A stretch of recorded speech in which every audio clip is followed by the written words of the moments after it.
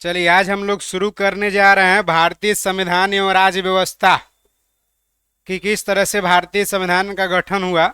देश आज़ाद हुआ 15 अगस्त 1947 को, लेकिन उस समय हमारे देश में कोई विधि व्यवस्था सुदृढ़ नहीं था।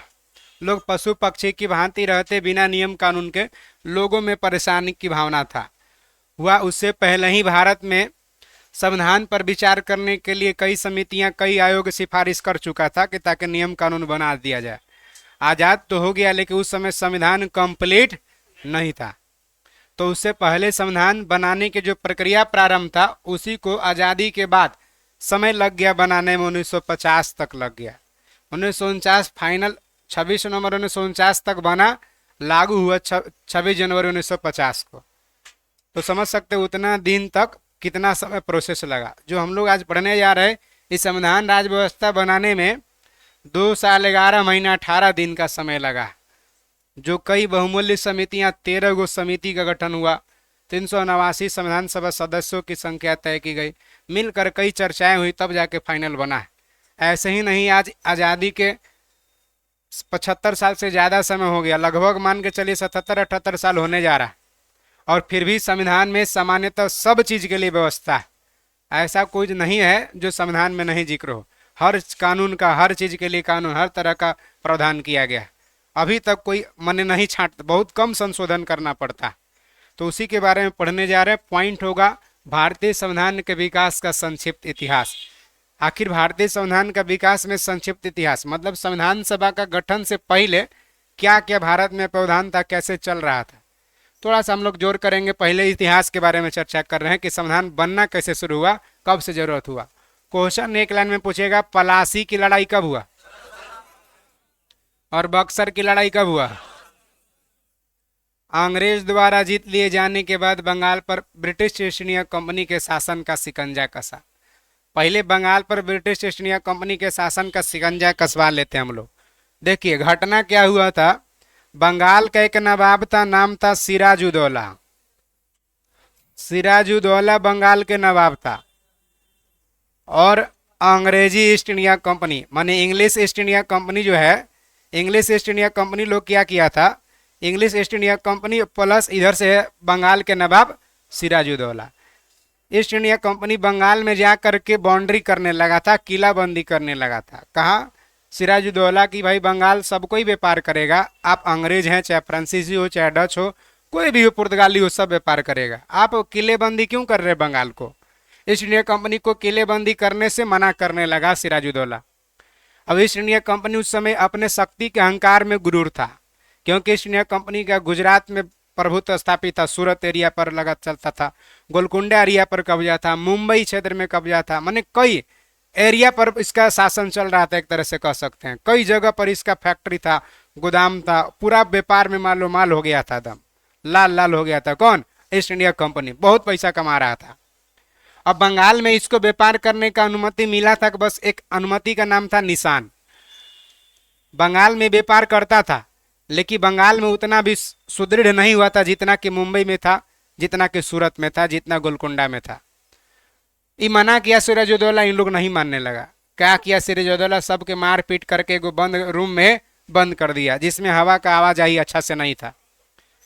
और वही दूसरा दिन खोला तो देखा कि बहुत लोग अंतिम सांस ले रहे हैं, बहुत लोग का मृत्यु हो गया। ये 1756 का घटना है। इसी घटना को ब्लैक होल ट्रेजिडी काल कोठरी घटना कहते हैं। इस समय अंग्रेज कमजोर हो गया, अंग्रेज यहाँ से भाग गया। देखा कि भाई मारने पर उतर गया तो भाग गया। भाग कर फुल्टा द्वीप पर जाकर शरण ले लिया, कहा कि भारत के साथ व्यापार नहीं करेंगे, बहुत मारता लोग। डर से भाग गया। अगर लगले सिराजुद्दौला फुल्टा द्वीप चली जाता कि आओ दिखाइए देते वहां भी जाके, तो शायद ईस्ट इंडिया कंपनी दोबारा नजर नहीं आता। लेकिन सिराजुद्दौला का भूल था कि नहीं गया। उस समय मद्रास के गवर्नर था Robert Clive. East India company Britain से मैसेज आया रॉबर्ट क्लाइव के पास।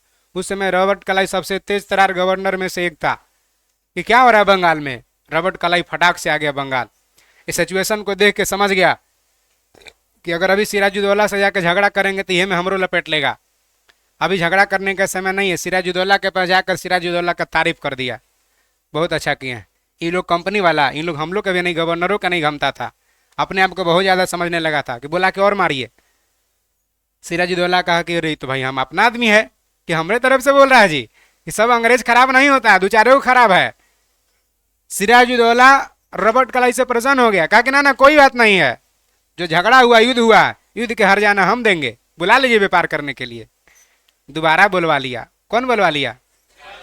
रॉबर्ट क्लाइव सबको बुला लिया। युद्ध का हरजाना जो है खर्च हुआ वो दिया कौन? सिराजुद्दौला। फिर से व्यापार होने लगा।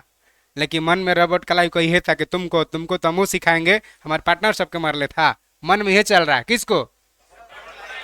रॉबर्ट क्लाइव के। अब पता करने लगा कि सिराजुद्दौला का कमजोर पॉइंट कहाँ है। सिराजुद्दौला का कमजोर पॉइंट पता कर लिया, मीर जाफर। सिराजुद्दौला का जो सेनापति था वो था मीर जाफर। मीर जाफर ऐसा व्यक्ति है जो दिमाग के पैदल था। जैसे बहुत लोग नहीं होता, गांव में वार्ड सदस्य का चुनाव लड़ते हैं, वार्ड सदस्य का चुनाव लड़ते हैं, दो चार को समर्थक के लिए आ जाते हैं नॉमिनेशन भरने के लिए। तो ये दो चार गो में से एक आध को कहता है कि अरे भाई उनका वोट है, उससे ज़्यादा तो आप ही का वोट है जी, गाँव में उनको जानता कौन है, आप ही का वोट ज़्यादा, आप ही का नहीं भर देते हैं। तो कहीं ऐसा बात है, गया समर्थन करे, वो अपना ही नॉमिनेशन भर के आ गया। दो चार को ऐसा आदमी रहता है ना, कह दे कहीं कहीं मिलेगा वार्ड में।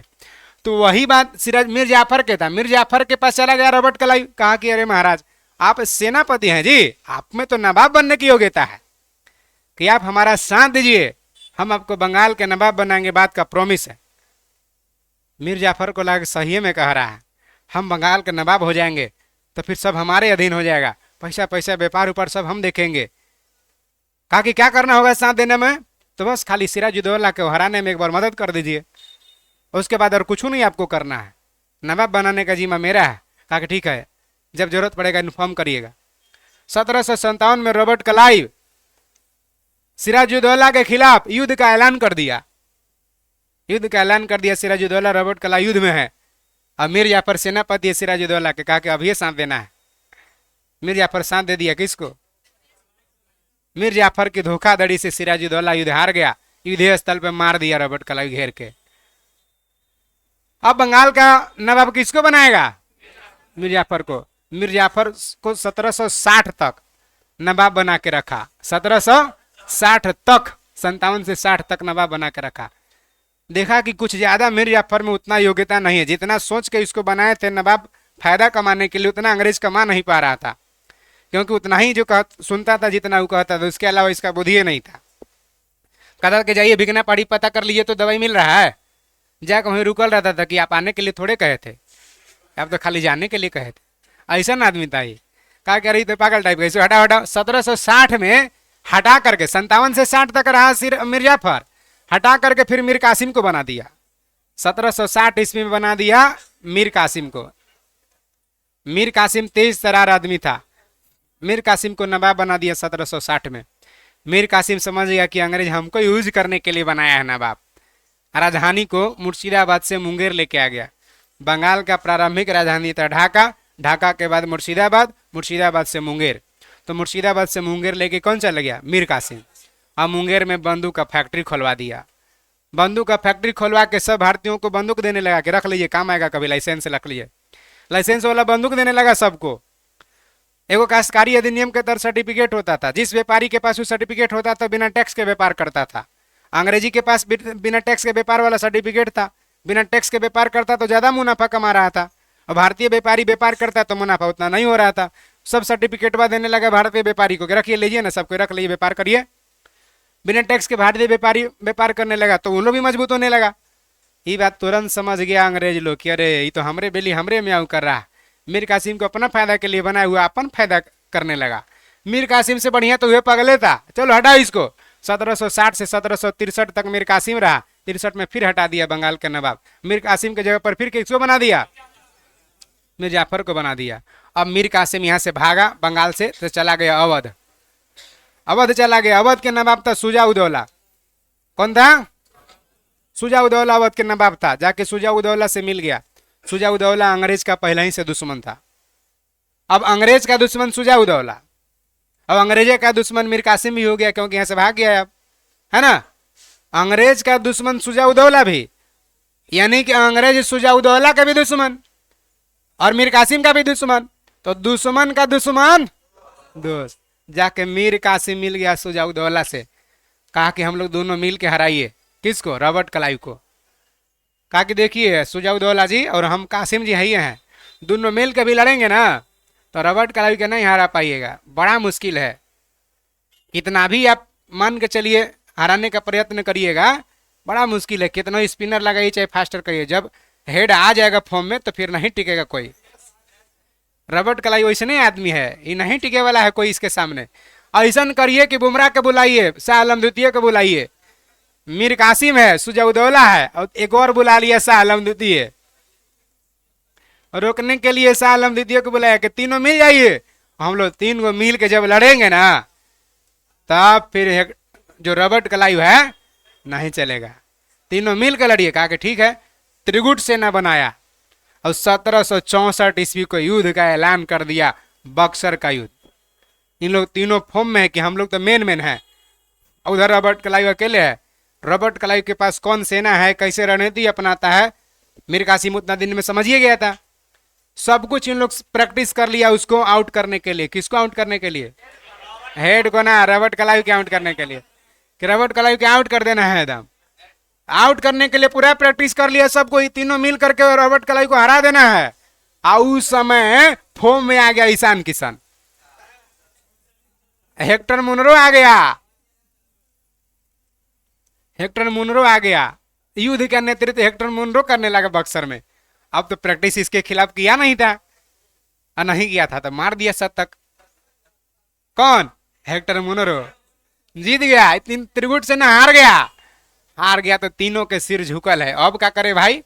तो 12 अगस्त 1765 के रॉबर्ट क्लाइव आया, शाह आलम द्वितीय से कहा कि क्या भाई, अब भाई चलेगा, कोई फॉर्म में रहेगा, कैप्टन है ना कप लेने जाएगा। रॉबर्ट क्लाइव कहा कि बड़ा युद्ध कर रहे थे, ऐसा करिए कि जैसे दिल्ली से आए हैं झगड़ा करें ना, यहाँ रुक जाइए। अब दिल्ली बादशाह बनने के जरूरी ना आपको, आप 26 लाख रुपया वार्षिक पेंशन ले लीजिए 1 साल के, और जितना भी आपका रियासत प्रांत तुरंत है सब पर अब दीवानी मेरा रहेगा, हम राजस्व वसूलेंगे, हम कितना वसूलेंगे वो हम तय करेंगे, आप 26 लाख रुपया ले लीजिए। कहा कि ठीक है।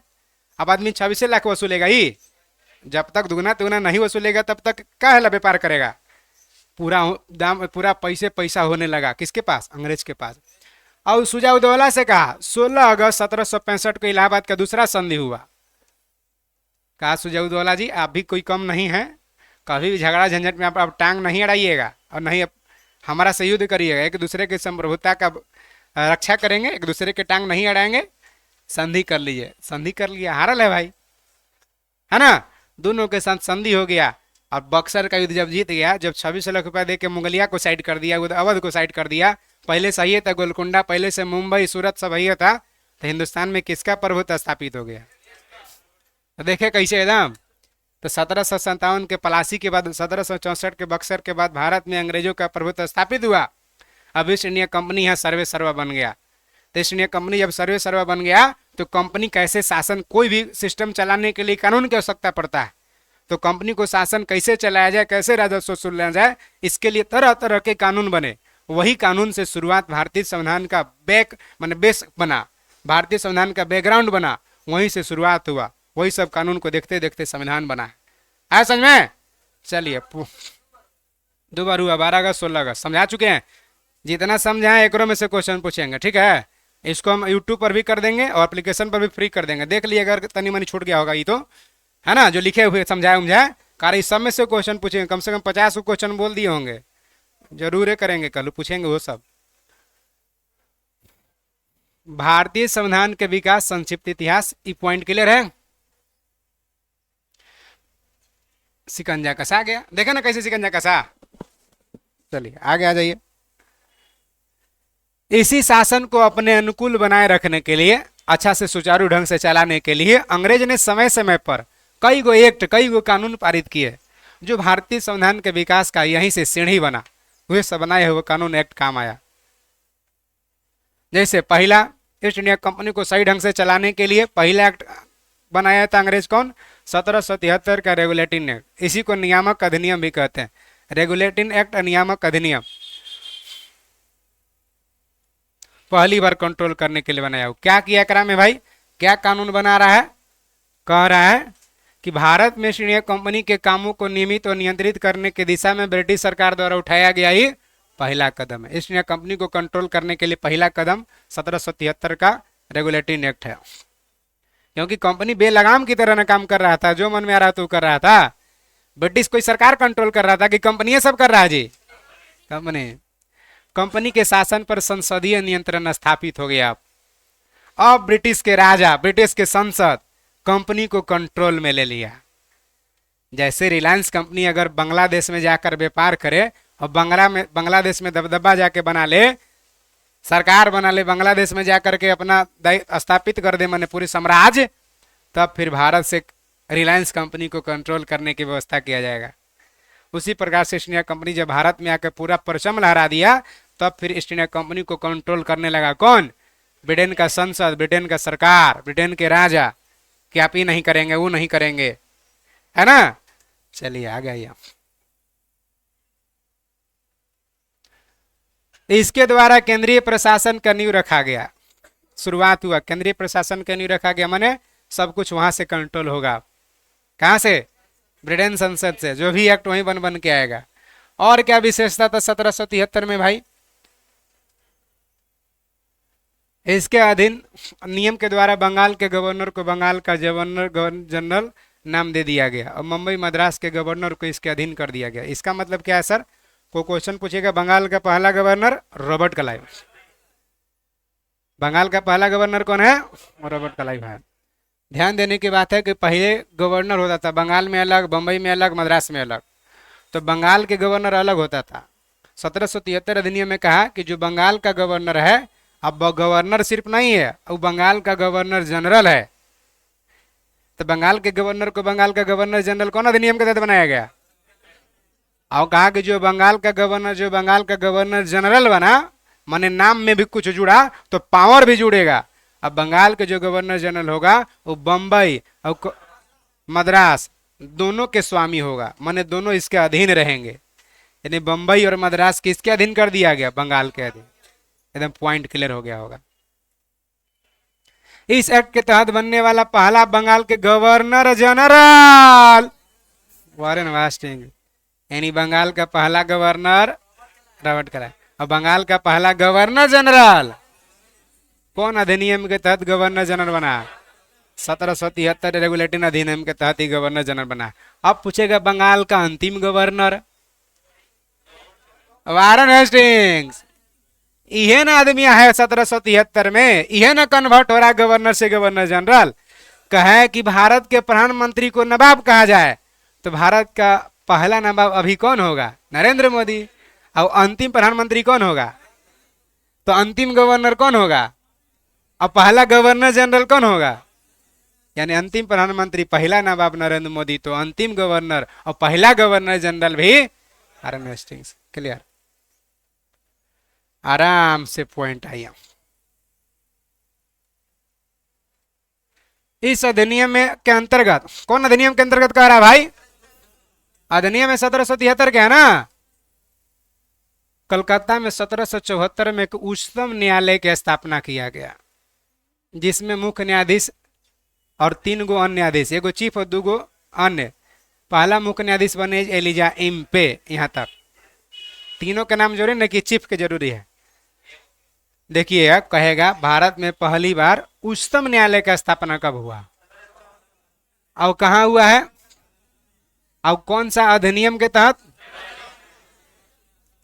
एक्ट अधिनियम के तहत। अधिनियम है 1773 और बना है 1774। रॉलेट एक्ट के तहत ही बन रहा है। अब देखिए भारत में पहली बार हाईकोर्ट अधिनियम कब बना? उच्च न्यायालय, उच्चतम न्यायालय है ना जी, हम उच्च न्यायालय अधिनियम की बात कर रहे हैं। 1861 उच्च न्यायालय अधिनियम बना है पहली बार 1861। और हाई कोर्ट बना कब है? 1862। पहली बार हाई कोर्ट बना 1862। अधिनियम 1861 और हाई कोर्ट बना 1862। Kolkata, Mumbai, Madras 3 go high court बना था 1862 में। कौन अधिनियम के तहत? अब देखिए एक और क्वेश्चन, भारत में पहली बार संघीय न्यायालय की स्थापना। संघीय न्यायालय कौन अधिनियम के तहत?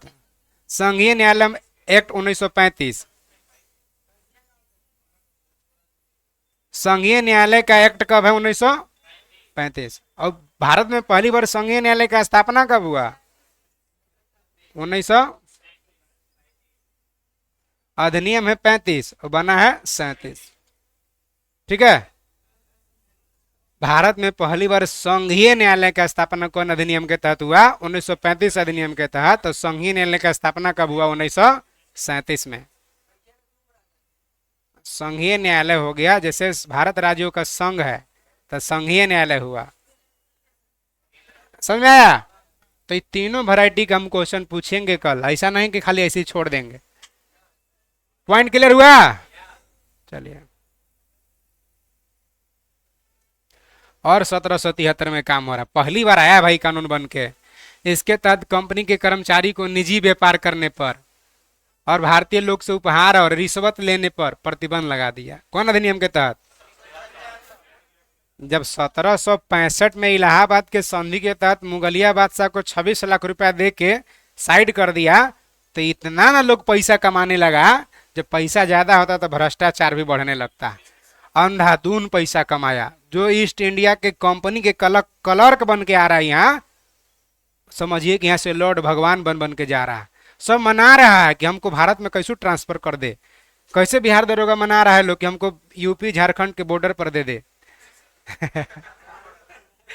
यूपी झारखंड के बॉर्डर पर दे दे कि एक रात जाग जाएंगे तो एक पेटी पैसा हो जाएगा, पूरा सब शराब माफिया को पार करा देंगे।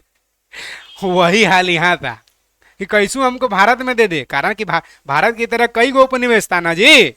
यहाँ पूरा अंधाधुन सब पैसा कमा रहा है। ईस्ट इंडिया कंपनी के क्लर्क है, पेमेंट है 15,000 और कमा रहा है 1.5 लाख। सब काहे क्या? अपना निजी व्यापार कर रहा है। यहाँ से चाय 4 पट्टी भेज दे रहा है, अपना दुकान पर उतरवा दे रहा है, बेचा जा रहा है। और यहाँ घर बिल्डिंग सब बन रहा है। तो करे कैसे जी, ये सब कहाँ से है? तो भारतीय लोग हमको उपहार में दिया है, गिफ्ट में दिया है, ऐसे कह दे रहा है। कहा कि कोई रेलवे वाला आपको गिफ्ट में देगा तेजस्वी जी। कुछ ना कुछ जरूर झोल है। चल रहा है ना? तेजस्वी यादव प्रधान जी की रेलवे वाला जो है कि गिफ्ट किया है। ना ना, गिफ्ट कोई नहीं किया इतना प्रॉपर्टी रेलवे वाला। कोई आपको नौकरी वोकरी दे के ये सब हड़पे हैं आपकी। आगे देखिए, तो वही बात यहाँ हो रहा है। क्या किया कि देखा कि अरे तो ये बहुत ज्यादा लाल हो गया कमा कमा के भारत में कर्मचारी लोग। तो कहा कि ईस्ट इंडिया कंपनी ऐसा करिए कि आप निजी व्यापार नहीं कर सकते हैं। आप कंपनी के हैं आदमी तो कंपनी के आप काम करेंगे। आप अगर पीएमसीएच में पोस्टेड हैं तो पीएमएससीएच के डॉक्टर रहेंगे। आप पाया संख्या 75 के पास 10 से 12 नहीं देखेंगे। कहता ना कि आइए वहां पर बैठते हैं 10 से 12 तक, नहीं होगा। आप अगर सरकारी टीचर हैं तो स्कूले में पढ़ाएंगे। आप ट्यूशन खोल के बच्चा को ना बुलाएंगे। अब अलग बात है, लेकिन बनाया है कब? 1773 के तहत। क्लियर हुआ? तो निजी व्यापार पर रोक लगा दिया, उपहार लेने पर भी रोक लगा दिया, घूस लेने पर भी रोक लगा दिया। कौन अधिनियम के तहत? 1773। आगे आ जाइए, अगला एगो पॉइंट छोड़ दीजिए। अब एक्ट ऑफ सेटलमेंट 1781। फिर अगला एक अधिनियम बनाया है अंग्रेज जो महत्वपूर्ण है, एक्ट ऑफ सेटलमेंट 1781। कहा जाता है ना कि 1773 का जो छूट गया था, नहीं कुछ कर पाया था, जो मैटर उसमें देना चाह रहा था नहीं दे पाया था, उसी के लिए ये बनाया। मैंने 1773 का भूल कहा जाता। नरे क्वेश्चन का था कौन सा अधिनियम को 1773 का भूल बताया जाता है? एक्ट ऑफ सेटलमेंट 1781 को। रेगुलेटरी नेट की कमियों को दूर करने के लिए एक्ट का प्रावधान किया गया, यही ना? आगे आ जाइए। 1784 का पिट्स इंडिया एक्ट कौन बनाया? अंग्रेजों का कानून बना रहा है।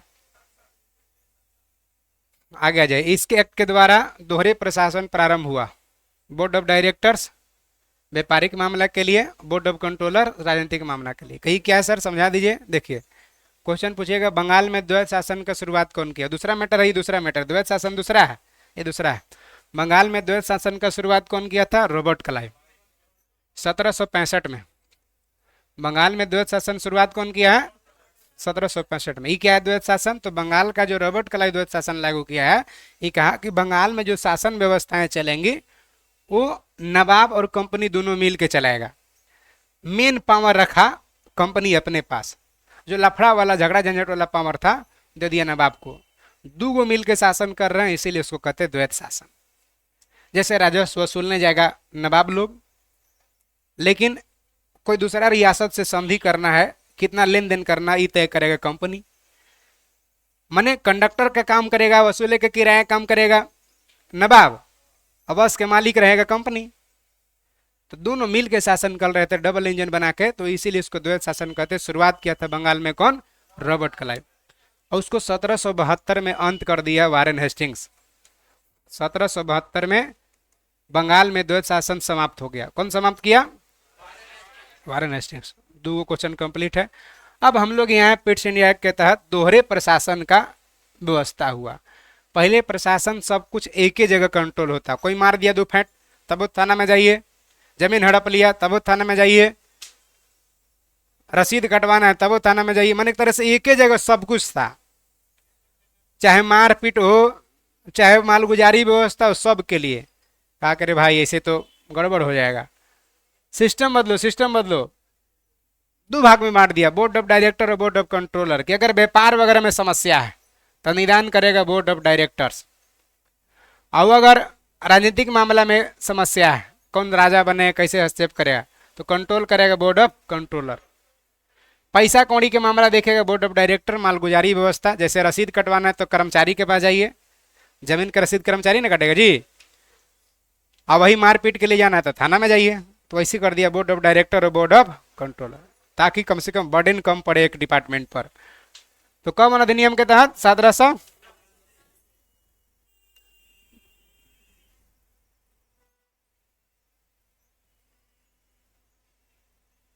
आगे हम लोग सहायक संधि का भी चर्चा करेंगे। सहायक संधि अलग है, द्वैत शासन अलग है, और दोहरा प्रशासन अलग है। ठीक है।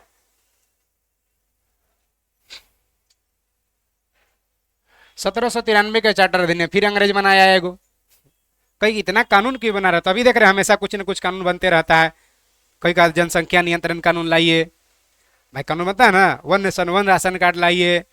तो अभी बहुत वैरायटी के कानून बनते रहता है। तो अभी नहीं बन रहा है जी, तो उस समय भी बनता था, तो उस समय भी बनाया। अगला महत्वपूर्ण कानून 1793 का चार्टर अधिनियम। इसके द्वारा नियंत्रण बोर्ड तथा सदस्यों का कर्मचारी के वेतन आदि भारतीय राजस्व दिए जाएंगे। पहले होता था किसी ने कंपनी के कर्मचारी को पेमेंट मिलता था, सब रिटेन से देता था। मान के चलिए भारत में कोई व्यक्ति है, वो सऊदी अरब काम कर रहा है, और कोई कंपनी ले गया यहाँ से सऊदी अरब काम करने के लिए, तो पेमेंट उसको, भारत की कंपनी है तो भारत वह ना करेगा। अरे भाई अगर मान रिलायंस कंपनी ले गया, रिलायंस इंडस्ट्री ले गया काम करने के लिए आपको सऊदी अरब, तो पेमेंट कौन करेगा? रिलायंस करेगा कि सऊदी अरब सरकार करेगा? रिलायंस करेगा, अभी है ना। उसी प्रकार से ईस्ट इंडिया कंपनी के जो भी कर्मचारी थे, सबका वेतन उतन सब ईस्ट इंडिया कंपनी यानी ब्रिटेन से दिया जाता था। लेकिन 1793 में एक्ट बनाया कि नहीं, भारत में जो कर्मचारी ईस्ट इंडिया कंपनी के हैं, भारतीय से राजस्व दिया जाएगा। देख रहे हैं, यानी कि इसके द्वारा नियंत्रण बोर्ड सदस्यों कर्मचारियों के लिए वेतन आदि भारतीय राजस्व देने की व्यवस्था कर दिया। वहां पर कोई लोड नहीं पड़ेगा। फिर अगला महत्वपूर्ण बनाया चार्टर अधिनियम 1813। देखिए क्या है, पहला इसमें क्या काम किया? कंपनी के अधिकार पत्र को 20 वर्ष के लिए बढ़ा दिया गया। कहीं क्या है सर, कंपनी जो व्यापार करती थी, कंपनी का मोनोपोली था। मोनोपोली मतलब कि एकाधिकार, जो मन करे कितना व्यापार करेंगे, क्या करेंगे, सब अकेले कंपनी तय कर देती। ब्रिटिशर्स का उसमें कोई हस्तक्षेप नहीं था, बस सिर्फ ईस्ट इंडिया कंपनी डिसाइड करते थे। कहा कि ठीक है भाई, आपका जो अधिकार था ना 20 साल के लिए बढ़ा दिया गया, 20 साल तक आपका एकाधिकार है, कोई दिक्कत ना है। तो कंपनी के एकाधिकार जो व्यापार करे कहता है, कितना दिन के लिए बढ़ाया गया? कौन अधिनियम के तहत? पॉइंट क्लियर है? वही कह रहा है, कंपनी के साथ व्यापार करने के एकाधिकार को छीन लिया गया। भाई 20 साल तक रहने दिया, कि आगे नहीं होता है कि अरे भाई 2 भाई में बंटवारा होता है, तो कहता है कि घरवा जो है से कि छोटका का हिस्सा है, और बड़का अपना निकल के दूसरा बनाएगा। दूसरा बनाएगा तो फिर तुरंत निकल जाएगा, ले ले सब हड़िया बर्तन मिलेगा ना, कि दशहरा तक ले निकलेगा, होली दिवाली बादे निकलेगा। अब उजर दिन आएगा तब ना होता है। तो वही बात हो रहा है कि ईस्ट इंडिया कंपनी कहा कि एकाधिकार तो समाप्त हो गया, लेकिन 20 साल तक रहेगा। हाँ हाँ हाँ, समझते हैं, आइए आगे। किंतु उसे चीन के साथ व्यापार करने, पूर्वी देशों के साथ चाय के व्यापार करने पर 20 वर्ष के लिए एकाधिकार रहबे किया। एकाधिकार समाप्त जरूर किया, लेकिन कहा कि चीन के साथ और चाय के साथ व्यापार करने के लिए एकाधिकार रहबे करेगा 20 साल तक। पॉइंट क्लियर है? कौन अधिनियम के तहत तय किया? 1813 का चार्टर है।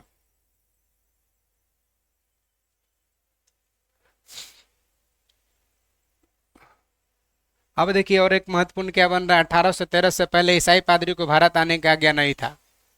ईसाई लोग भारत में, ईसाई वही अंग्रेज लोग के जो धर्म गुरु हैं सब पादरी लोग, ईसाई धर्म का गुरु पादरी है, जैसे इस्लाम में मौलाना है, हिंदू धर्म में सनातन में पंडित जी हैं सब, है ना, स्वामी जी हैं सब। तो वही कह रहा है कि 1813 से पहले ईसाई पादरी को भारत आने की आज्ञा नहीं थी, लेकिन 1813 अधिनियम के द्वारा ईसाई पादरियों को आज्ञा प्राप्त हो गया, भारत आने की सुविधा में मिल गया कि आइए। क्लियर हुआ? तो आएगा तो लोग यहाँ ईसाई का प्रचार प्रसार करेगा ना जी, होने लगा। तब फिर एक और महत्वपूर्ण 1800 चार्टर अधिनियम 1833,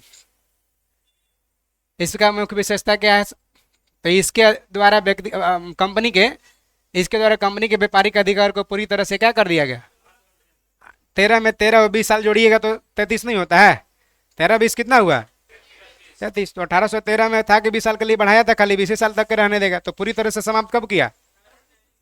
बिहार दरोगा 2017 का पीटी का क्वेश्चन है ना, 17 नहीं 1700 समथिंग सीट वाला का, 17 का नहीं 1700 समथिंग जो सीट था ना, हाँ उसका सीट के लिए पीटी का क्वेश्चन है, 26 दिसंबर में पूछा था।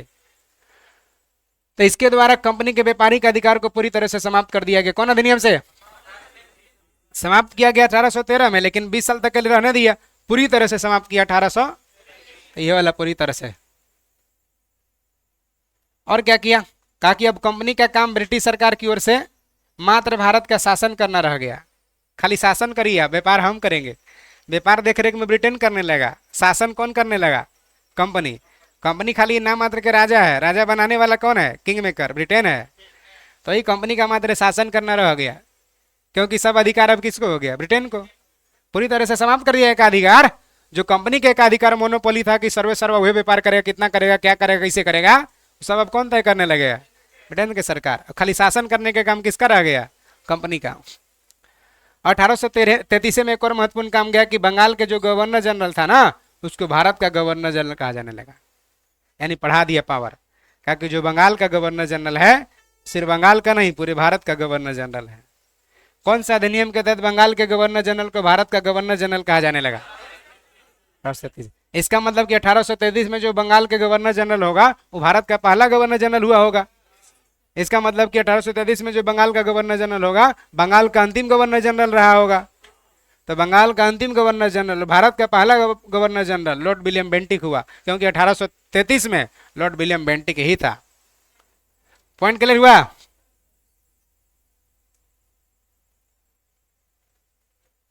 पांचवा पॉइंट, विधिक परामर्श हेतु कानून वगैरह बनाने के लिए गवर्नर जनरल की परिषद में विधि सदस्य के रूप में चौथा सदस्य को शामिल किया गया। पहले गवर्नर जनरल टोटल मिलाकर उसमें मेंबर 3 को रहते थे, चौथा सदस्य विधि सदस्य के रूप में शामिल किया गया, ताकि कानून से संबंधित राय मशवरा कर सके।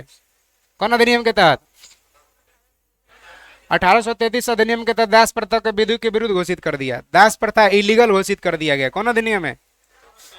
कि कोई किसी का दास या गुलाम नहीं रहेगा, विरुद्ध घोषित किया गया, लेकिन समाप्त नहीं हुआ दास व्यवस्था। तब जाके 1843 में उन्मूलन हुआ दास व्यवस्था, एलन बरो के समय।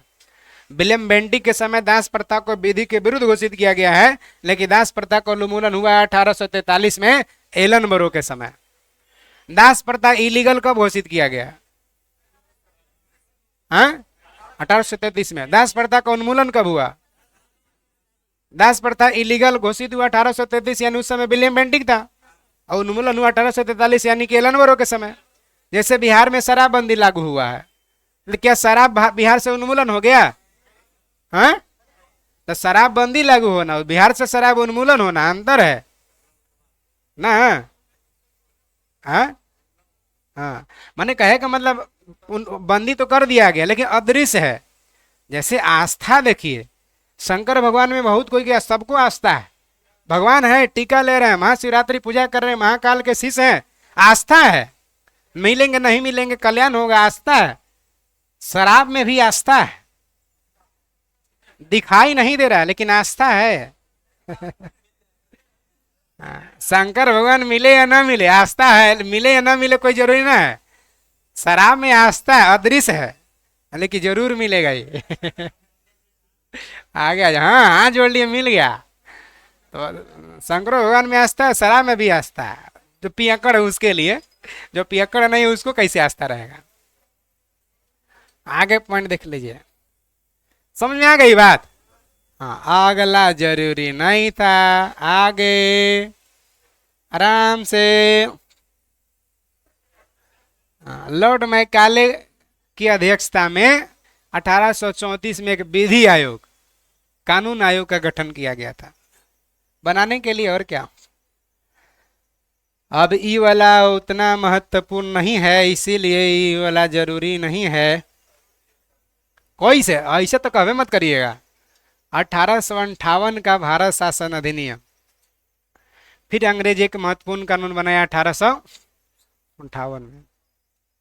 समय समय पर कंट्रोल करने के लिए कानून बनाया जा रहा है। 1858 में हुआ क्या था? 1858 ये व्यापक परिवर्तन हुआ। जैसे 1773 हुआ ना, सबसे पहले पहले लाया था, तो वैसे ही आया। 1857 की क्रांति देश में हुआ।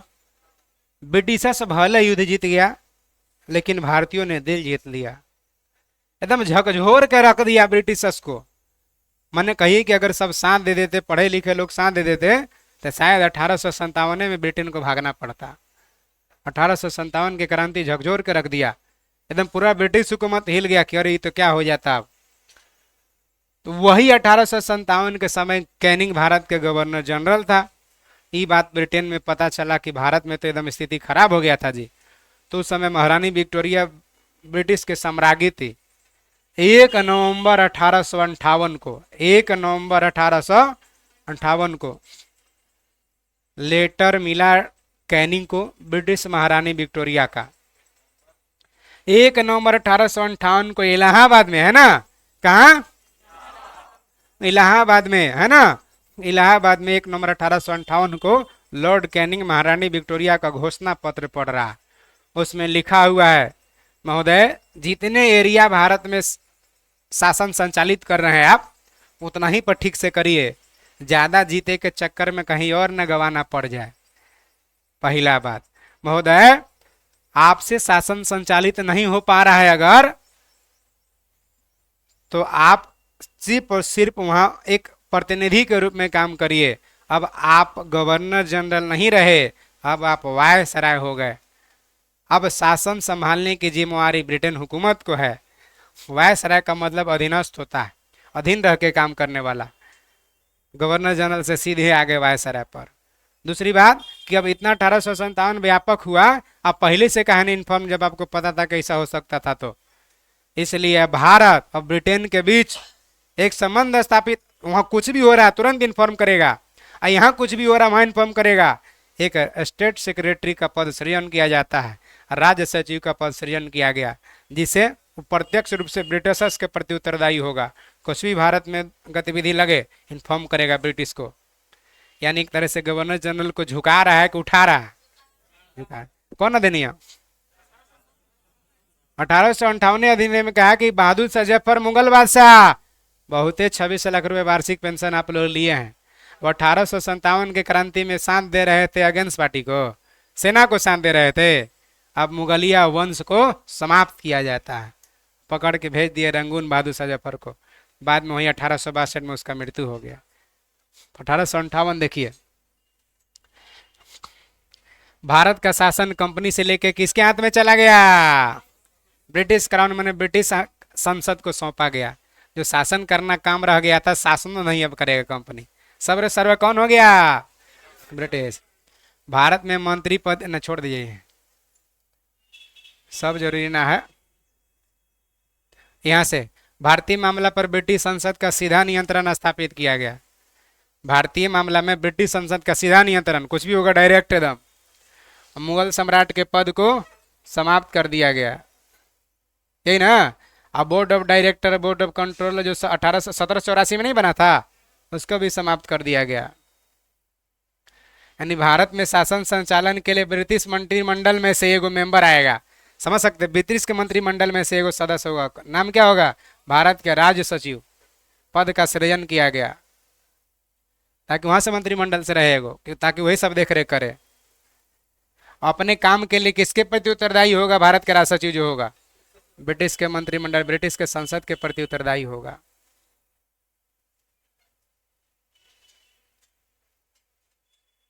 पॉइंट क्लियर हुआ? यानी भारत के प्रशासन पर इसका महत्वपूर्ण नियंत्रण था। किसका? ब्रिटिश भारत सचिव का, जो नहीं था भारत का राज सचिव। आगे, और भारत के गवर्नर जनरल को नाम बदलकर भारत का, अतः इस समय गवर्नर जनरल लॉर्ड कैनिंग अंतिम गवर्नर जनरल हुआ, वो पहला, क्योंकि 1858 में जो रहेगा वही ना होगा, कन्वर्ट चेंज होगा। चलिए, 1861 का अधिनियम, शायद 1861 का टेलर आपको थोड़ा सा पता था, नहीं पता था काजी? एको को पॉइंट नहीं पता है क्या एकरा बारे में? आज ने पता है जी, उच्च न्यायालय अधिनियम 1861 अधिनियम में क्या हुआ? विभागीय प्रणाली प्रारंभ हुआ। विभागीय प्रणाली माने पोर्टफोलियो। ये क्या है सर? मारपीट हो रहा है, थाना में जाइए, रसीद कटवाना है कर्मचारी के पास जाइए, नहीं मान रहा है कोर्ट में जाइए, अलग अलग डिपार्टमेंट, सिर फोड़ दिया इलाज कराना हॉस्पिटल में जाइए, विभागीय, स्वास्थ्य विभाग अलग, प्रशासन, सब चीज का विभाग अलग अलग बना दिया। विभागीय प्रणाली का शुरुआत हुआ कौन अधिनियम में? गवर्नर जनरल को पहली बार अध्यादेश जारी करने का शक्ति दिया गया। इसका क्या है सर? अगर ब्रिटेन में को मान के चलिए संसद सत्र में नहीं है और भारत में कोई इमरजेंसी आपातकालीन कानून की जरूरत पड़ गया, तो आपातकालीन कानून की जरूरत पड़ गया तो कौन बनाएगा? Governor general. उसी को क्या कहते हैं? अध्यादेश। जैसे अभी संसद का सत्र नहीं चल रहा, कुछ आपातकालीन कानून की जरूरत पड़ेगा तो अध्यादेश कौन जारी करता है? राष्ट्रपति। उसी प्रकार से उस समय ब्रिटेन का संसद सत्र में नहीं है, कुछ जरूरत पड़ गया भारत में, तो अध्यादेश कौन जारी करेगा? Governor general. वैसे अध्यादेश की अवधि कितना दिन के लिए? 6 महीना के। हाँ हाँ, तो वही कहते है आदमी हुए, नहीं होता कि हटी जाता है तो क्या विधायक जी, क्या विधायक जी, मुखिया जी, मुखिया जी, 5 साल का आजकल समाप्त हो गया, तब वो मुखिया जी सब कोई कहते हैं ना, विधायक जी सब कहते हैं। वही प्रकार से गवर्नर जनरल से वह सारा हो गया, लेकिन गवर्नर जनरल लपेटले है सब, है ना। आगे आ जाइए। और इसके द्वारा कानून बनाने के प्रक्रिया में भारत में जो कानून बनेगा, भारतीय प्रतिनिधि को शामिल करने का शुरुआत हुआ। समझ सकते हैं, पहले भारत के लिए कानून बन रहा था, सब वहां से बना के रेडीमेड भेज रहा था। तिलक चढ़ेगा तो के बाद सिला वाला आ रहा है वहां से, यहाँ सिवावेला ना कहल जा रहा है, कहाँ वहाँ ब्रिटेन से भेजा जा रहा था। लेकिन पहली बार 1861 में क्या किया कि कहा कि भारत के प्रतिनिधि को शामिल कर लीजिए, मानो वहीं सिवा के चढ़वा लीजिए। आइए आगे, फिटिंग उटिंग हो जाएगा ना जी। आगे आ जाइए, आराम से पॉइंट देखिए, ये जरूरी ना है। हाँ, एगो ही पॉइंट देखिए, 1 जनवरी 1884 को ईस्ट इंडिया कंपनी को औपचारिक रूप से भंग कर दिया गया। देख रहे हैं चालाकी, कंपनी बीज बोया और फसल काट रहा है कौन? ब्रिटिश सरकार। औपचारिक रूप से भंग कर दिया। आगे आ जाइए, 1773 अधिनियम के तहत भंग किया है, 1873 के तहत, है ना। कहा था कभी भंग किया जा सकता है, कर दिया। शाही उपाधि अधिनियम बना, राजपत्रित अधिनियम था। राजपत्रित अधिनियम उपाधि देने के लिए 1876 में बना शाही उपाधि अधिनियम। और इसी अधिनियम के तहत 1876 को एक घोषणा द्वारा महारानी विक्टोरिया को भारत की सम्राज्ञी घोषित किया गया। भारत की सम्राज्ञी बनी कब है वो? तो 1877। 1877 में बनी है, घोषणा हो गया है कब? 76। पूछा है तो मैंने, अधिनियम है 1876 की महारानी विक्टोरिया को भारत की सम्राज्ञी बनाया जाए, घोषणा हुआ है। और बनी है कब? महारानी विक्टोरिया भारत की सम्राज्ञी, वही दिल्ली दरबार का आयोजन किया गया था। अब देखिए, फिर एगो बना अधिनियम महत्वपूर्ण, अंग्रेज लोग बनाया 1892 का अधिनियम। इसमें क्या? तो अप्रत्यक्ष चुनाव प्रणाली का शुरुआत हुआ। अप्रत्यक्ष माने समझ रहे हैं, जैसे राष्ट्रपति चुनाव होता है, प्रत्यक्ष है कि अप्रत्यक्ष? आप नहीं वोट कर रहे हैं, आपके द्वारा चुने गए प्रतिनिधि वोट कर रहे हैं, उसी प्रकार से इनडायरेक्ट होने लगा। आगे आ जाइए। इतना ही नहीं, इसके द्वारा राजस्व और व्यय बजट पर बहस करने के सस्ती प्रश्न पूछने का शक्ति मिला। मतलब अभी देखो, ये बजट पर बहस होता है, पहले बजट पर बहस नहीं होता था। माने 1892 से पहले ब्रिटिश का जो भी अधिनियम बना है, जो बना के दे दिया, इतना शिक्षा में खर्चा करेंगे, इतना रोड में खर्चा करेंगे, वही फिक्स है। हाँ, बनल बना के भेज दिया, वही लागू होगा। लेकिन पहली बार बजट पर बहस करने का शक्ति मिल रहा 1892। 1909 का भारत परिषद अधिनियम, इसी का नाम है मार्ले मिंटो सुधार, क्योंकि लॉर्ड मिंटो यहाँ का गवर्नर था और मार्ले राज्य सचिव था, तो उन्हीं दोनों के नाम से कर दिया मार्ले मिंटो सुधार। कब? अंग्रेज लोग जितना भी एक्सपेरिमेंट किया अधिनियम, सबसे कम समय तक चलने वाला कौन है? यही है। पहली बार मुस्लिम समुदाय के लिए पृथक प्रतिनिधित्व का बंद किया गया। समझ सकते हैं क्या किया? मुसलमान के लिए कहा कि अलग से सीट रिजर्व होगा, जैसे अभी SC ST रिजर्वेशन होता है ना सीट का, उसमें कहा कि मुस्लिम के लिए सीट अलग रिजर्व होगा। अभी SC ST खड़ा होता है लेकिन वोट सबको ही देता है, उसे में कहा था खड़ा भी मुस्लिम होगा और वोट भी मुस्लिम देगा, मार्ले मिंटो सुधार अधिनियम के तहत। कौन? उस समय लॉर्ड मिंटो था, तो लॉर्ड मिंटो को सांप्रदायिकता को लीगल बना दिया, तो सामुदायिक निर्वाचन का जनक भी कहते हैं। इसके अंतर्गत मुस्लिम सदस्य का चुनाव मुस्लिम मतदाता ही कर सकते थे, यही ना? इस प्रकार इस अधिनियम सांप्रदायिकता को क्या कर दिया? लीगल बना दिया। सांप्रदायिकता भी है, वो लीगल है। और लॉर्ड मिंटो को सामुदायिक निर्वाचन के जनक कहा जाने लगा। क्लियर हुआ?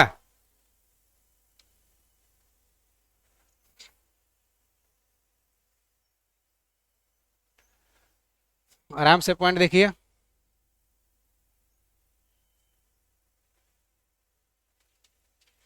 हम्म।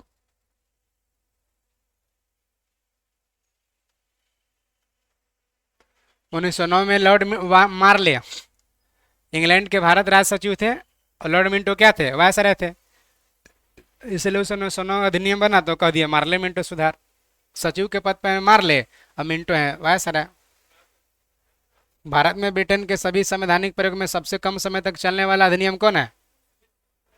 तब फिर बनाया 1919 का अधिनियम। इसी को नाम क्या है? मॉन्टेगू चेम्सफोर्ड सुधार अधिनियम, क्योंकि उस समय लॉर्ड चेम्सफोर्ड है गवर्नर, वायसराय। इसका क्या है विशेषता? तो केंद्र में द्विसदनवाद विधायिका का स्थापना किया गया। देखिए, द्विसदनवाद और द्वैध शासन अंतर है। लोकसभा राज्यसभा, एगो सदन लोकसभा एगो सदन राज्यसभा, दूगो सदन ही द्विसदनवाद कहलाता है। नवाब और कंपनी मिलके शासन कर रहा, दूगो मिलके शासन कर रहा, द्वैध शासन कहलाता। तो यहाँ कह रहा केंद्र में द्विसदनवाद का स्थापना कौन अधिनियम के तहत किया गया?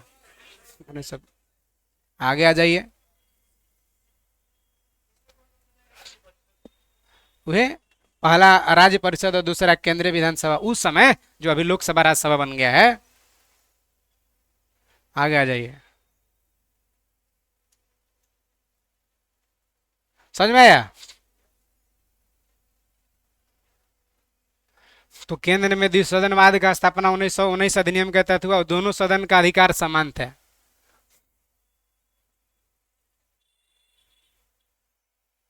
लेकिन अंतर क्या था? तो बजट पर स्वीकृति प्रदान करने का अधिकार किसके पास था? निचले सदन को प्राप्त था। सेम वही ना हो गया कि लोकसभा को बजट से रिलेटेड है।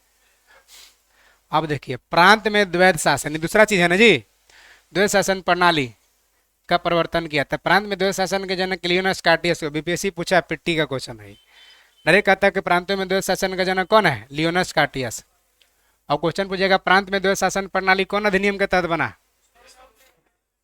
प्रांत में द्वैध शासन 1919 के तहत और केंद्र में द्विसदनीयवाद 1919 के तहत। बुझाया ना? बुझाया? केंद्र में द्विसदनीयवाद और प्रांत में द्वैध शासन 1919। बुझाया? हाँ, दोनों अलग अलग बात है। दोनों में अंतर नहीं समझे? हाँ, 1919 है। प्रांत में है द्वैध शासन और केंद्र में द्विसदनीयवाद, माने लोकसभा राज्यसभा।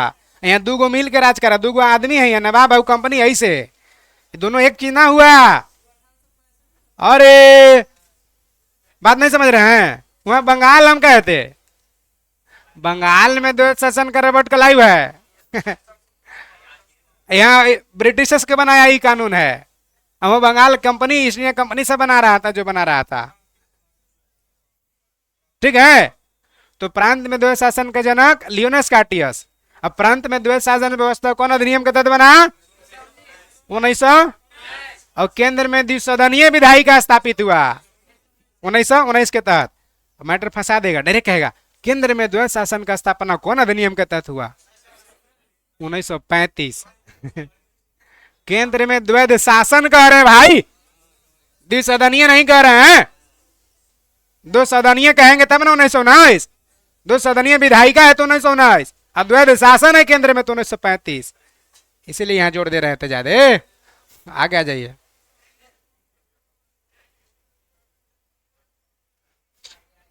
हाँ क्या ना, नोटे में मिल गया तो आगू मिलेगा, लेकिन नोट में भी कर लीजिए। देखिए, इस द्वैत शासन प्रणाली को 1935 एक्ट के द्वारा समाप्त कर दिया गया। जो प्रांत में द्वैत शासन था ना, उसको समाप्त कर दिया गया कौन अधिनियम के तहत? प्रांतों को स्वायत्तता दे दिया गया, द्वैत शासन समाप्त कर दिया गया और केंद्र में स्थापित कर दिया गया। कौन अधिनियम से? आगे आ जाइए। 5 पॉइंट में देखिए क्या कह रहा है। इस अधिनियम ने भारत में एक लोक सेवा आयोग गठन का प्रावधान किया। डायरेक्ट कहता है भारत में लोक सेवा आयोग गठन कौन अधिनियम के तहत किया गया? 1919 लोक सेवा अधिनियम। कौन अधिनियम? और लोक सेवा का गठन कब हुआ? 1926 को ली आयोग के सिफारिश पर गठन किया गया। पॉइंट क्लियर हुआ? संघ लोक सेवा आयोग का स्थापना कब हुआ? और संघ लोक सेवा आयोग का स्थापना कौन अधिनियम के तहत? 1900। और कौन सा आयोग सिफारिश किया? ली आयोग या विधि आयोग सिफारिश किया। सिफारिश किया था 24 में। सिफारिश कब किया था? 24 में। और बना कब? अधिनियम कौन है? 1919। आराम से पॉइंट देखिए, टेंशन नहीं लेना है, एकदम आराम से देखते चलना है।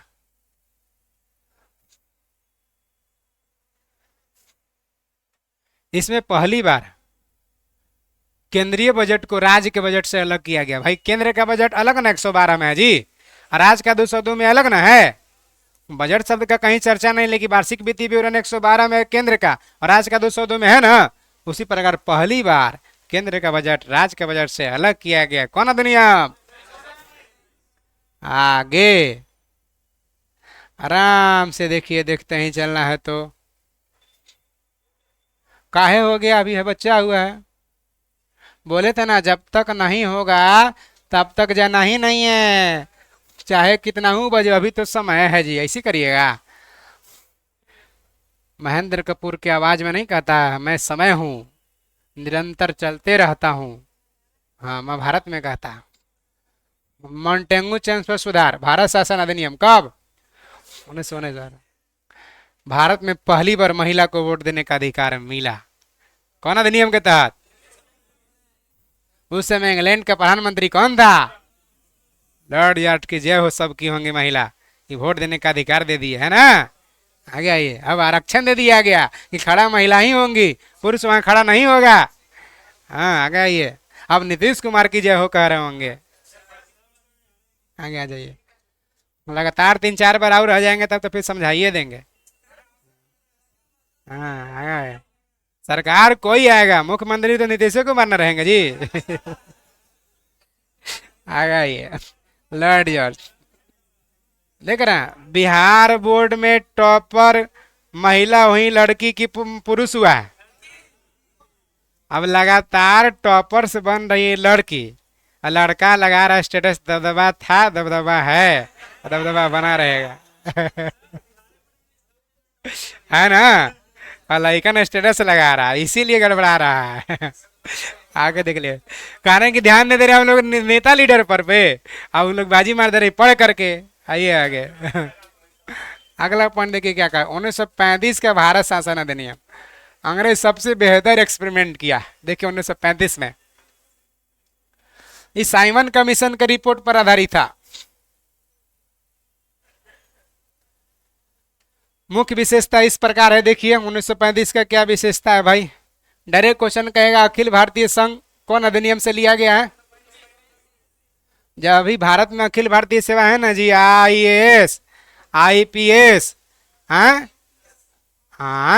IFS, Indian administrative service, police service, forest service, foreign नहीं फॉरेस्ट जंगल सेवा, है ना। ये तीनों के तीनों अखंड भारत लेवल पर है, चाहे बिहार का IAS हो चाहे लद्दाख का IAS हो। IAS माने IAS, बिहार वालों को डायरेक्ट लद्दाख को भेज सकता है ना। अखंड भारत लेवल पर ही सेवा है। बात समझ में आ रहा? तो अखिल भारतीय सेवा कौन अधिनियम से लिया गया है? इसके अतिरिक्त अगर 3 को के अलावा कोई चौथा अखिल भारतीय सेवा भारत में बनाना होगा तो अनुच्छेद 312 का प्रयोग करते हुए राज्यसभा नया अखिल भारतीय सेवा का सृजन कर सकती है ना, कर सकती है। नया अगर करना होगा तो राज्यसभा को पावर है। आगे देखिए 1935 अधिनियम इतना खतरनाक अधिनियम है। देखिए पहला तो जरूर, दूसरा पॉइंट देख लीजिए, प्रांतीय स्वायत्तता। खाली इतना ही टिक लगाएंगे समझ जाएंगे आप। प्रांत में जो द्वैत शासन था ना, समाप्त कर दिया, स्वायत्तता दे दिया गया। कौन अधिनियम के तहत? प्रांत में द्वैत शासन व्यवस्था का अंत करके स्वतंत्र स्वशासित संवैधानिक के आधार दे दिया, स्वायत्तता दे दिया गया। और केंद्र में द्वैत शासन का स्थापना, कौन अधिनियम? 1935। देखे कोई कुछ क्वेश्चन पूछेगा कि केंद्र में द्विसदनीय विधायिका का स्थापना कौन अधिनियम के तहत? 1919 द्विसदनीय विधायिका है 1919। और केंद्र में द्वैत शासन, कहेगा प्रांत में द्वैत शासन का स्थापना 1919 और प्रांत में द्वैत शासन का अंत। आगे आगे आराम से पॉइंट देखिए।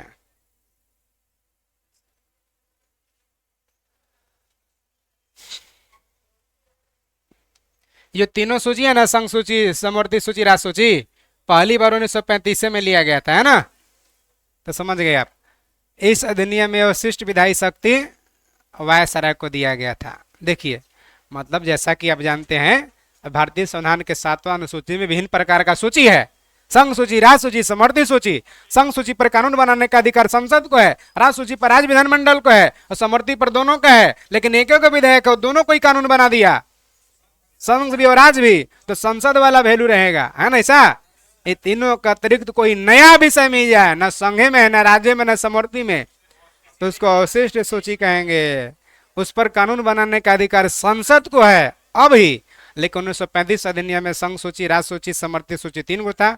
इसके अतिरिक्त कोई अगर नया विषय मिल जाता जो तीनों में नहीं था, उस पर कानून बनाने का अधिकार। पॉइंट क्लियर हो गया? चलिए चलिए अब देखिए 1935 अधिनियम को भारतीय संविधान का ब्लू प्रिंट कहते हैं। ब्लू प्रिंट क्योंकि सबसे अधिक 1935 के लिया गया है। 1935 कार्बन कॉपी, ब्लू प्रिंट। हाँ 1935 के अधिनियम के बारे में नेहरू जी और अम्बेडकर जी क्या कहे से देखिए। नेहरू जी क्या करे 1935 को, कर गुलाम का अधिकार पत्र है। 1935 अंग्रेजों ने बनाया था जी, तो करे गुलामों का अधिकार पत्र है। उन लोग हम लोग गुलाम है, 1935 लागू किए हैं, इसका मतलब गुलामे वाला है, मैंने खराब कह रहे हैं। और क्या कह रहे हैं नेहरू जी, कार ब्रेक तो है एकरा में लेकिन इंजने नहीं है। कौन कह रहे हैं? आप देखिए अम्बेडकर जी क्या कह रहे हैं, मुझे इस आरोप से कोई क्षमा नहीं मांगना है, इस बात से कोई क्षमा नहीं मांगना कि संविधान में 1935 के अधिनियम को बड़े भाग को हम लोग ले लिए हैं। इस बात से गर्व करना है हमको, क्षमा नहीं मांगना कि 1935 को ले लिए हैं। अच्छा है तो ले लिए हैं, शिक्षा कहीं भी मिले, कोई भी दे, ग्रहण कर लेना चाहिए। याद करिए जब रावण के समक्ष हनुमान जी को बांध कर पेश किया गया था, मैंने अपने ही से बांधना स्वीकार कर लेते ब्रह्मास्त्र को, तो हनुमान जी तरह तरह के बात कर रहे थे कि किसी दोष निर्दोष वृद्ध, महिला, ब्राह्मण किसी को दोषी नहीं, माने अगर निर्दोष हो तो सजा नहीं देना चाहिए, अगर दोषी भी हो तो एक बार माफ कर देना चाहिए। और आपने तो छल से मर्यादा पुरुषोत्तम श्री राम का आभार्या को छल को हर के लाए हैं, इसलिए आपको क्षमा मांग लेना चाहिए, प्रभु दयालु है, माफ कर देंगे, लौटा दीजिए। कहता कि अब ब्राह्मण अब रावण को बांदर से शिक्षा लेना पड़ेगा। तो कहते शिक्षा कहीं से मिले, ग्रहण कर लेना चाहिए। हनुमान जी कहते हैं ना, वह वाला है। यहाँ अम्बेडकर जी कह रहे हैं बतिया कि नेहरू जी कह रहे हैं, अम्बेडकर जी कह रहे हैं कि इस बात से हमको क्षमा नहीं मांगना कि 1935 से ले लिए हैं। लेकिन नेहरू जी कह रहे हैं कि गुलाम का अधिकार है, अधिकार पत्र है तो ब्रेक है लेकिन इंजन ना है, ये सब कह रहे हैं। आगे आइए, संघीय न्यायालय की स्थापना याद करिए, कौन अधिनियम के तहत? अब स्थापित कब हुआ? अधिनियम 1935। अरे भाई अधिनियम 1935 के तहत संघीय न्यायालय का स्थापना हुआ 1900। इसी अधिनियम के तहत म्यांमार भारत से अलग हुआ। कहता कौन अधिनियम से म्यांमार भारत से अलग हुआ है? 1900। और म्यांमार भारत से अलग कब हुआ? 1937। और म्यांमार ब्रिटिश से आजाद कब हुआ? 1948। ये question Bihar SSC inter level mains का क्वेश्चन है। म्यांमार ब्रिटिश से आजाद कब हुआ? 1948। भारत से अलग हो गया लेकिन आजाद थोड़े हुआ था। म्यांमार भारत से अलग 35 अधिनियम के तहत अलग हुआ 37 में, ब्रिटिश से आजाद हुआ 48 में। आराम से आराम से देखिए, संघीय न्यायालय स्थापना तो कर दिया गया लेकिन इसका अधिकार क्षेत्र प्रांत रियासत तक विस्तृत था। इसके न्यायालय में एगो मुख्य न्यायाधीश होते थे और 2 अन्य न्यायाधीश की व्यवस्था किया गया था। न्यायालय से संबंधित फाइनल पावर किसके पास था? प्री काउंसिल कहाँ? लंदन। वहीं से फाइनल डिस्कस होता था। ब्रिटिश संसद की सर्वोच्चता थी 1935 में। सब कुछ सर्वे सर्वा ब्रिटिश का संसद ही था। कौन में? 1935 अधिनियम में। अगर इस अधिनियम में कोई परिवर्तन करना है तो कौन करता? ब्रिटिश संसद के पास था। ब्रिटिश संसद की सर्वोच्चता था 1935 में। सर्वे सर्वा कौन था? ब्रिटिश संसद। कोई परिवर्तन करना तो कौन करता? ब्रिटिश संसद। डायरेक्ट क्या भारत परिषद का अंत कौन अधिनियम के तहत किया गया? 1935। सांप्रदायिक निर्वाचन पद्धति को विस्तार मिला। सांप्रदायिक निर्वाचन का शुरुआत 1909 में, विस्तार हुआ 1935 अधिनियम। इस अधिनियम में प्रस्तावना के अभाव था। क्या संविधान का कोई ना कोई उद्देश्य होता है ना? तो 1935 का उद्देश्य नहीं था, अभाव था, उसमें नहीं दिया हुआ था। इसके द्वारा बर्मा भारत से अलग कर दिया गया। याद करिए, अधिनियम 1935, अलग हुआ 37, आजाद हुआ 48।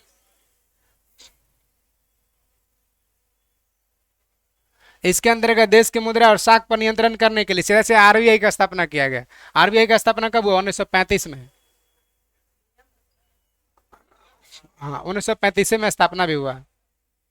अधिनियम कहे तो 34 कहिएगा। अधिनियम कहे आरबीआई का तो 1934, स्थापना हुआ 35 और राष्ट्रीयकरण हुआ 1949।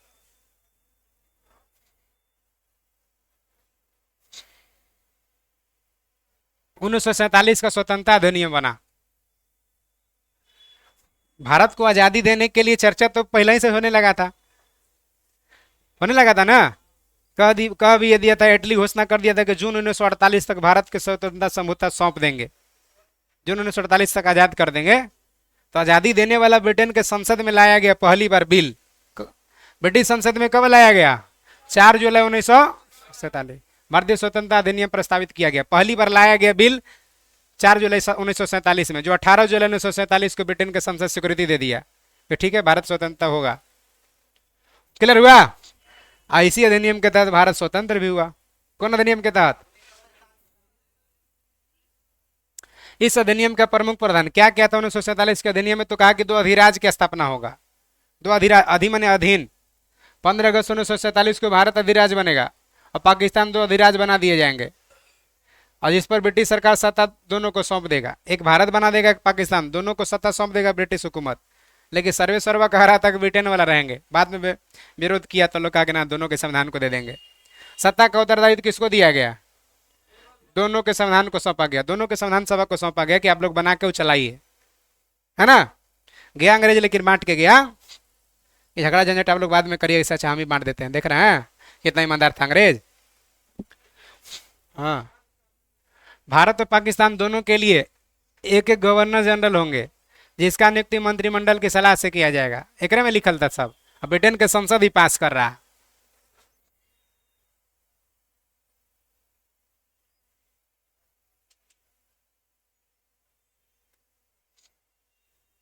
उन्नीस सौ 35 के भारत शासन अधिनियम द्वारा शासन जब तक संविधान बना करके संविधान सभा बना नहीं लेता, संविधान बना नहीं था, तैयार नहीं हो जाता, तब तक 1935 के द्वारा 1935 शासन अधिनियम के द्वारा ही भारत में शासन चलेगा।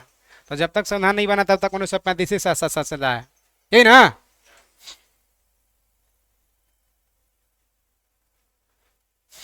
और जो देशी रियासत पर जहां जहां ब्रिटेन की हुकूमत था, तो देशी रियासतों पर ब्रिटेन की सर्वोपरिकता को क्या कर दिया गया? अंत कर दिया गया। उनको कहा रियासत को कि भारत में मने तो भारत में मिलिए, पाकिस्तान में मने तो किसी भी अधिकार में सम्मिलित हो सकते हैं। और अगर मन है आप अकेले स्वतंत्र रहें तो अपने भावी संबंधों को निश्चित करने की स्वतंत्रता भी प्रदान किया गया। मन है तो भारत संघ में जाइए, भारत संघ लोकतंत्र बन रहा, धर्मनिरपेक्ष बन रहा है, नहीं तो मन है तो पाकिस्तान में जाइए इस्लामिक बन रहा है, और नहीं तो मन है तो आप स्वतंत्र भी अकेले आजाद रह सकते हैं, क्योंकि आपका भी आज़ादी है। मैक्सिमम रियासत मिल गई, हैदराबाद जम्मू कश्मीर जूनागढ़ 3 को नहीं मिला था, है ना।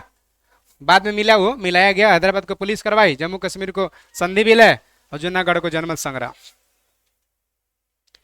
एकदम आराम से देखिए, सिलहट जिले ने भारतीय स्वतंत्रता अधिनियम 1947 के माने ओकर पास होने से पहले ही जनमत संग्रह से पाकिस्तान के पक्ष में चल गया था। भारतीय संविधान सभा, कोई दिक्कत है क्या? इतना तक एक एक क्वेश्चन पता होना चाहिए, लगभग 200-250 क्वेश्चन आज बोले होंगे, आपको पढ़ के आना है। ऑनलाइन भी यूट्यूब पर ही वीडियो अवेलेबल रहेगा, अगर भुलाइएगा लिखल उखल तनी मनी तो देख लीजिएगा। स्टडी पॉइंट पटना, अगर चैनल पर नए होंगे तो आप सब्सक्राइब कर लेंगे, और अच्छा लगेगा तो लाइक करेंगे, नहीं तो खराब लगेगा तो डिसलाइक करेंगे।